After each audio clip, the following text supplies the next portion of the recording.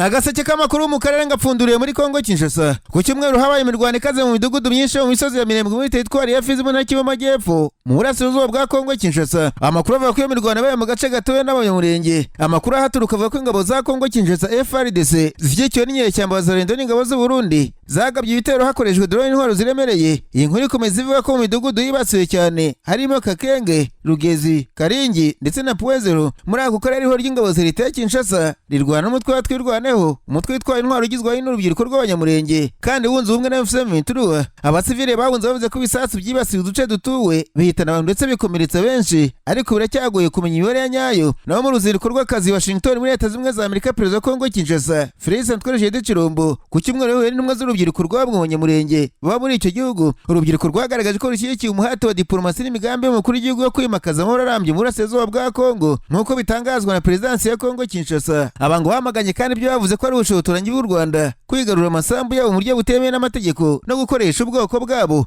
Ku ruhande rwe Perezida wa Kongo yashimye imyifatire yabo ndetse abasaba guharanira ubumwe bw'igihugu, kubana amahoro ndetse n'ejo hazaza ha Kongo Kinshasa. Ibyo biravugwa mu gihe drone y'igisirikare cya Kongo Kinshasa n'abafatanyabikorwa bacyo ziriwe zisuka ibisasu iminembwe ahatuye abanyamurenge muri weekend ishize. Hanyuma ariko umunyamategeko Moise Nyarugabo yamenyesheje Perezida wa Kongo Kinshasa na mugenzi we Burundi Evariste Ndayishimiye ko ari igihe kizagera bakaryozwa amaraso y'abasivile bakomeje kwicwa. Nyarugabo wabaye Minisitiri w'Ubukungu na Senateri yatangaje ko kuva muri Kirwa ku itariki 8 Gashyantare drone nyinshi za leta ya Kongo n'ubundi zarashe mu midugudu myinshi y'abanyamurenge muri komine Minembwe bari basinziriye, bamwe barapfa abandi barakomereka. Ati izi drone zagarutse kenshi zirasa ku manywa no ku mugoroba. Ibisasu byazo n'ibyarashwe n'imbunda zirasa kure byateje imfura inkomere mu midugudu myinshi irimo Bicumbi, Mutunda, Ruhemba na Karongi. Uyu munyamategeko yasobanuye ko ibyo bitero bikurikiye ibindi ihuriro ry'ingabo za leta ya Kongo n'iz'u Burundi rimaze iminsi riga mu bice birimo Rugezi, Rwisankuku, Baruta, Puezero, Mukoko, Gakenke, Biziba na Runundu. Ati nongeye kwamagana ibikorwa by'ubwicanyi bikorerwa muri Minembwe n'abanyamurenge bikorwa na Bwana Chilombo n'umufatanya wa Bwana Evariste Ndayishimiye na leta y'u Burundi. Muzaryozwa amaraso y'izo nzirakarengane mu buryo bumwe cyangwa se ubundi. Hanyuma Perezida wa Komisiyo y'Umuryango wa Afurika yunze ubumwe Mahmoud Ali Yusufu aherutse kwamagana igitero cya drone ihuriro rya FCM23 ryagabye mu gice gikoreshwa n'ingabo za Kongo ugimo indege cya Banguka muri Kisangani. FCM23 yari yasobanuye ko aho hantu hifashishwa n'ingabo za Kongo mu gutegura ibitero bya drone byibasira ibirindiro byabo n'ibice bituwe n'abasivile, bityo ko igitero cyabo cyari kigamije kubasenya.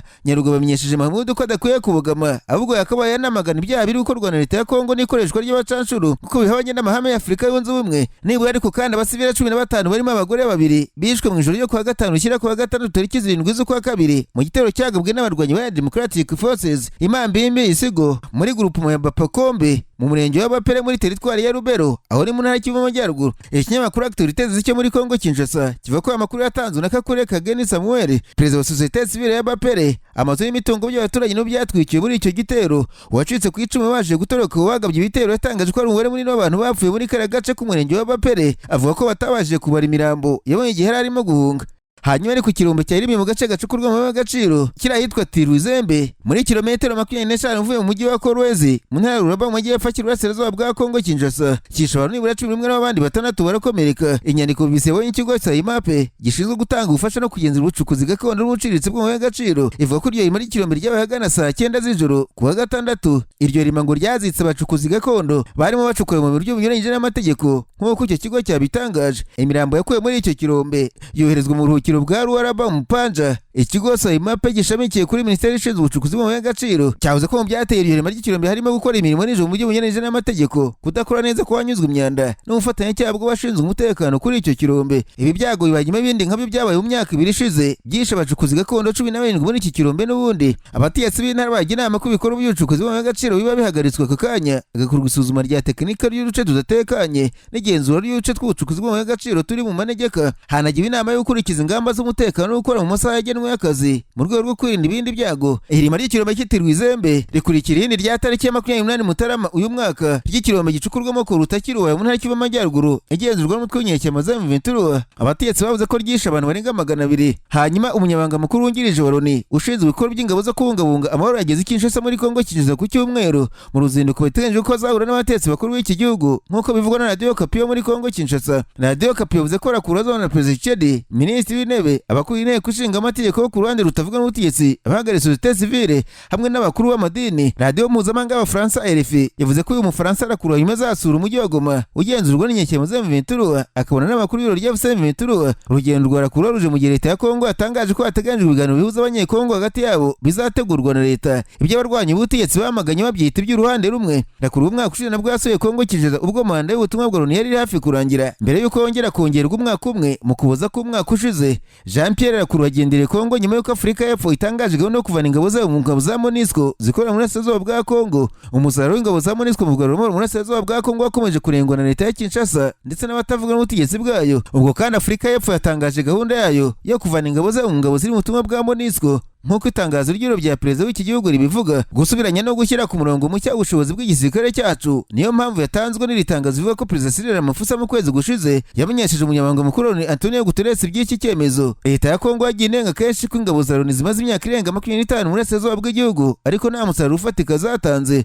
Kugeza mu Kwakira k'umwaka ushize, Afurika y'Epfo yari ifite abasirikare bagera kuri 157 mu butumwa bwa MONUSCO, yari igihugu cya gatandatu mu bihugu 10 bifite ingabo nyinshi muri ubu butumwa. Itangazo ry'ibiro bya perezida wa Afurika y'Epfo rivuga ko bazakorana na Loni mu gucyura abo basirikare kandi ko bigomba kurangira mbere y'impera z'uyu mwaka. Mu ntangiriro za 2024 umuryango w'ubukungu w'ibihugu byo muri Afurika y'Amajyepfo SADC wereje ingabo zibarirwa mu bihumbi zirangajwe muri za Afurika y'Epfo gufasha ingabo za leta ya Kongo kurwanya M23. Abasirikare bagera kuri 14 ba Afurika y'Epfo baguye mu mirwano ikomeye yamaze igihe cyane cyane yo kurengera umujyi wa Goma.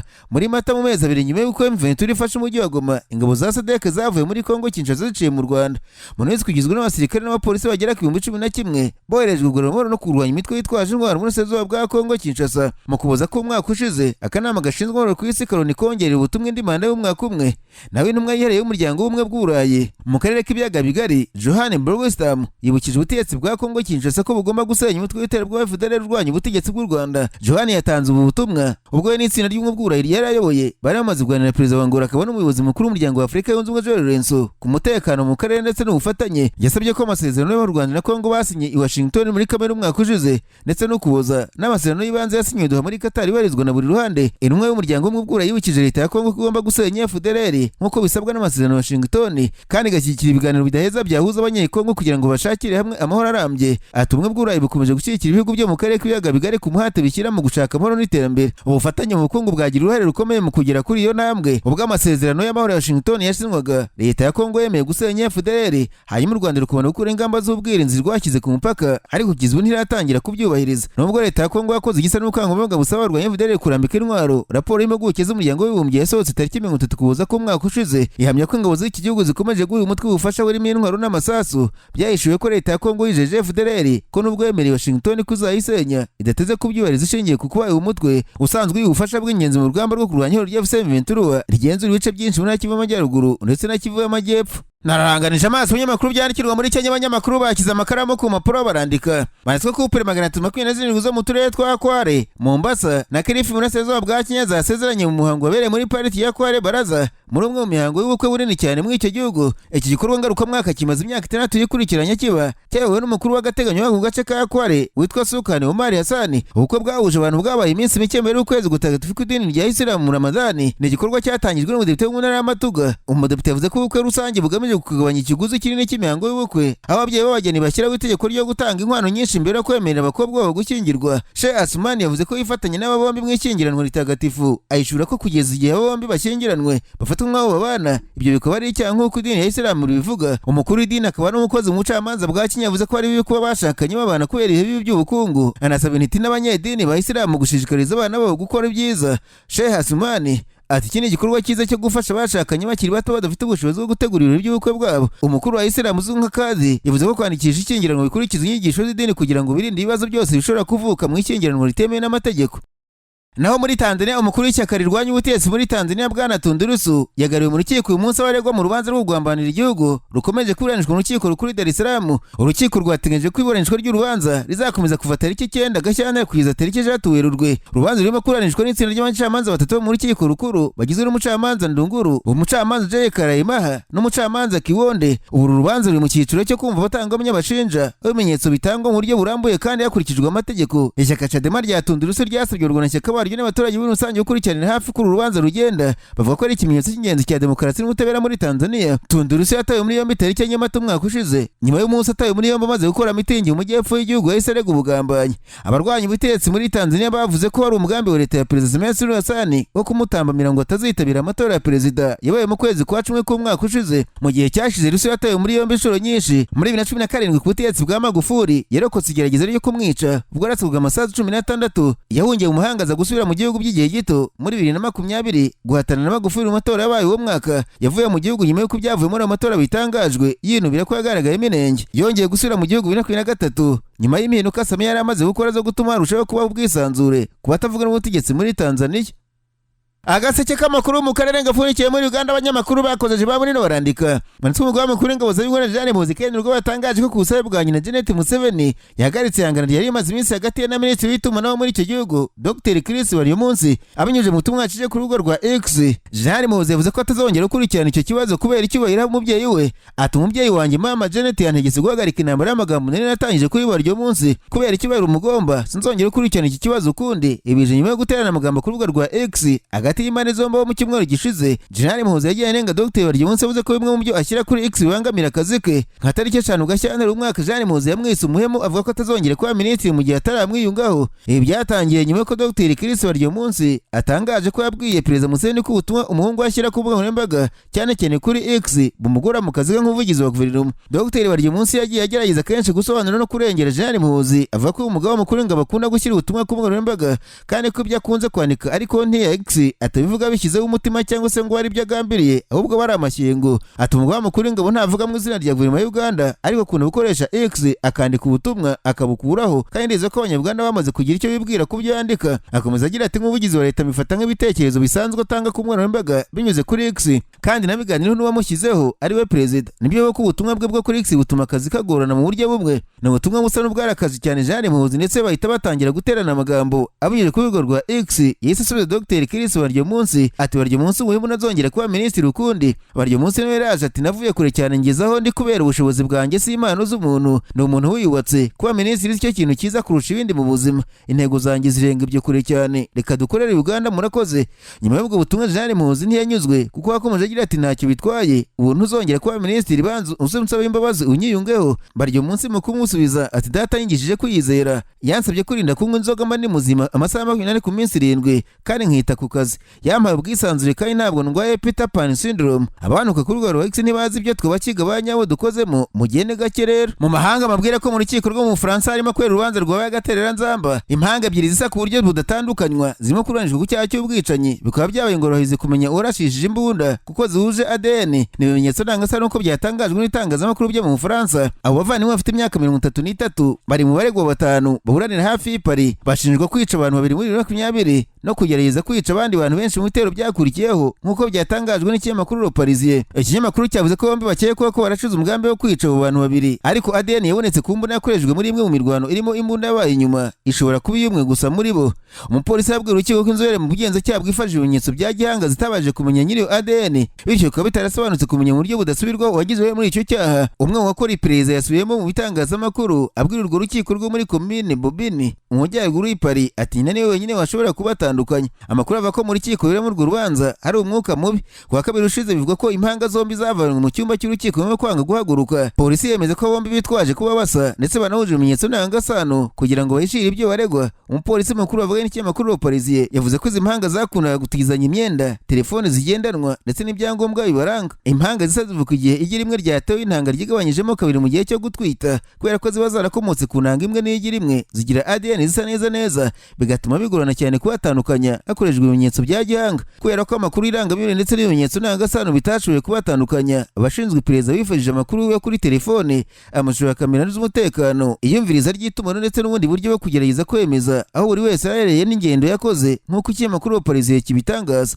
Icyakora ikibazo gikomeye cyo kumenya uwarashe akoresheje intwaro yabonetse ntikirabonerwa igisubizo. Urubanza rurakomeje aho biteganyijwe ko urukiko ruzafata umwanzuro w'impera z'ukwezi kwa Gashyantare. Hanyuma urukiko rw'ikirenga mu Bushinwa rwakoze igihano cy'urupfu ku munyakanada uregwa gucuruza ibiyobyabwenge ibiyobyabwenge nk'uko umunyamategeko yabitangarije n'amakuru y'itazi ku wa mbere. Ibi ni intambwe mu mubano hagati y'ibihugu byombi birimo kugerageza gusubiranya imibanire yabaye mibi mu myaka myinshi yashize hagati ya Ottawa na Beijing. Robert Schoenberg yatawe muri yombi 2014 ashinjwa kwinjiza ibiyobyabwenge mu Bushinwa. Muri 2018 yabanje gukatirwa gufunga imyaka 15. 2019 nibwo umukuru w'uruganda rwa Huawei rw'Ubushinwa yafatirwaga i Vancouver muri Canada ku nyandiko zo kumufata zatanzwe na Amerika. Ubushinwa bwahise bukatira Robert rwo gupfa. Ku wa gatanu urukiko rw'ikirenga rw'Ubushinwa rwakuyeho iki gihano yari yarahawe n'urukiko ruto kuri uru nk'uko umunyamategeko Zhang Doshu w'i Beijing abwiye Reuters. Urukiko rw'ikirenga rwohereje urubanza rwa Robert mu rundi rukiko ngo rusubirwemo. Ibi bibaye hatarashira ukwezi Minisitiri w'Intebe Mark Carney wa Canada asuye Ubushinwa mu ruzinduko rw'iminsi 4 aho ibihugu byombi byemeje kuzahura umubano wabaye mubi ku gihe cya Justin Trudeau. Umuvugizi wa Minisiteri y'Ububanyi n'Amahanga ya Canada yabwiye Reuters ko bamenye icyemezo cy'urukiko rw'ikirenga kandi bazakomeza gufasha Robert Schoenberg nubwo nta byinshi yarengejeho. Wa munyamategeko Zhang yavuze atoreye ku byavuzwe n'abatetsi bombi nyuma y'uko Minisitiri w'Intebe wa Canada yasuye Ubushinwa. Mpereye ku nararibonye bwanjye birashoboka cyane ko icyemezo cy'urukiko rw'ikirenga gishingiye kuri ibi. Gusa avuga ko amahirwe ko Robert amaherezo azarekurwa akiri make ahereye ku bukana bw'igihano yari yahawe. Umwaka ushize abanyakanada bane mu Bushinwa bakatirwa gupfa kandi baricwa nk'uko Canada yabitangaje. Ubushinwa kandi mbere bwafunze abanyakanada 2 barega ubutasi baje kurekurwa 2021. Ku musozo umukuru w'ingabo za Iran General Major Abdulrahim Musavi yavuze ijambo rikomeye mu muhango usanzwe werwa n'umutetsi w'ikirenga wa Iran Ayatollah Ali Khamenei mu buryo budasanzwe butandukanye n'ibirori bimenyerewe byo kwibuka impinduramatwara muri 1979. Iyo nama makuru utasi ni mu byatangaje ko General Musavi yavuze ku buryo abaho guhangana na Leta Zunze za Amerika ava kuri Iran idashaka gushoza intambara yo mu karere. Yavuze ko amakimbirane nk'ayo yasubiza inyuma iterambere ry'akarere mu gihe cy'imyaka myinshi, ariko yongeraho ko Iran izasubiza byimazeyo umuntu wese uzayitera mu gihe habayeho intambara. Musavi kandi yagaragaje guterwa ishema no kwitabira umuhango mu izina ry'umutetsi w'ikirenga wa Iran. Uyu muhango w'uyu mwaka wabaye mu gihe hari umwuka mubi hagati ya Iran na Amerika, aho mu byumweru bishize Washington yohereje izindi ngabo n'ibikoresho muri ako karere. Itangazamakuru rya Iran ntiryatanze ibisobanuro ku ibura ry'umutetsi w'ikirenga. Tariki 31 Mutarama Khamenei yari yasuye irimbi rya Ayatollah Khamenei washinze Repubulika ya Kisilamu mu rwego rwo kumwibuka, maze umunsi ukurikiyeho atanga ikiganiro mu cyumba cy'idini kiri hafi aho atuye, aho yavuze ko igitero icyo ari cyo cyose cya Amerika kuri Iran cyateza intambara mu karere. Kubura kwa Khamenei mu muhango nk'uwo ntibyigeze bibaho mbere kuko yitabiriye indi mihango ndetse no mu gihe cy'icyorezo cya COVID-19.